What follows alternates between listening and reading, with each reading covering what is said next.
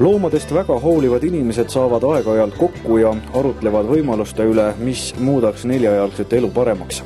Nii ongi ühe olulise teemana päevakorral plaan luua selline fond, mille abil saaks rahastada varjupaikades elavate loomade raviteenuseid ja ka muid väga vajalikke protseduure. No alguse tahaksime fondile panna ikkagi väikeloomaarstide seltsiga, sellepärast et meie 2002 aastal käivitatud koerte registreerimine on olnud üsna edukas.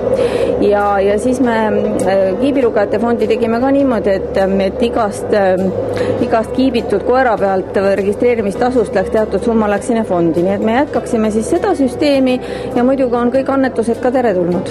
See on väga oluline sellepärast, et omavalitsused ei tasu loomade ravikulusid varjupaiga, et see on siiamaani meie eralõbu tegelikult.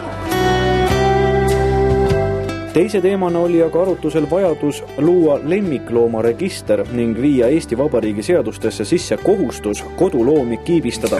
Praegu sellist kohustust meil ei ole, Lätis näiteks on aga sellised tähtsad sammud juba ammu astutud. Selle koha pealt on lätlased tõesti meil ära teinud, aga eks ta jääb Eestis eelkõige ju tahtmise taha ja raha taha.